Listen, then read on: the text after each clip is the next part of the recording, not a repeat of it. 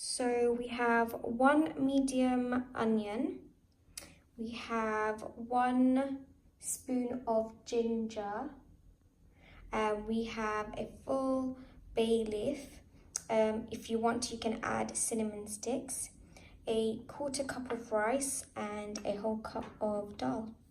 I'm just gonna pour 1 cup here, and I'm going to pour a 1/4 cup rice, and now I'm going to go and wash these.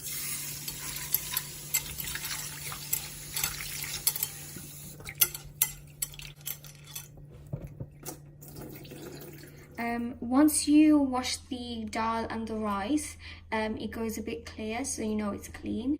Now I'm just going to add water. I'm now going to pour the onions and the ginger and the leaves and the cinnamon stick. I'm going to put it all together in the bowl. And lastly, I'm going to add a teaspoon of turmeric. I'm just going to place it on the stove with full heat, and I'm going to cover it. Once it's fully boiled up, I will put it down to low-medium heat. Now that I can hear the kisuri is bubbling up, let's just have a quick look. I'm just going to quickly cover it again and then put the low heat on now. So put it right down to this. So I'm just going to check if the kisuri is done or the dal is frying by just getting a piece, right? And I'm just going to take it out of there. I'm just going to press it so you can see that the dal is melting. So now that we know that the dal is breaking, what we can do is add salt. So it's per taste. So I'm just going to add my salt. Okay, so this is what we're going to add to our kisuri, and I'm just going to mix it up gently like a potion. So once you've just mixed a bit of the salt in, I'm just going to cover it up again.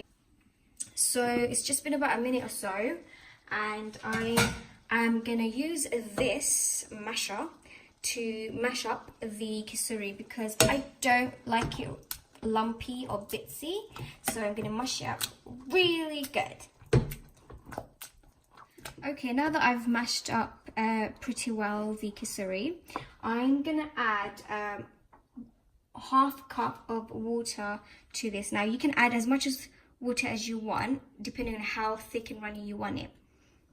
So I'm going to do with 1/2 cup. So I think that's about it, and I'm just going to mix it up. Okay, so as you've seen, I've added 1/2 cup of water before, but it's not how runny and thick we wanted it. So I've just added the remaining, which made it 1 cup of water. So I'll just show you how it looks after 1 cup of water. I'll do that again. And this is how we would like to have it. So now that we've added the water, we're just going to mix it properly, make sure it's all mixed up, and then we're going to leave it on the stove for a couple of minutes, not too long. So once the kisuri is bubbling up, you know it's done. So I'm just going to turn the heat off completely, and then I'm going to add the last ingredient we're going to use for the kisuri is ghee. I'm literally just going to add 1 spoon of ghee all over the kisuri, and then I'm going to put the cover. Now that you've added your ghee, your kisuri is already warm and ready to eat.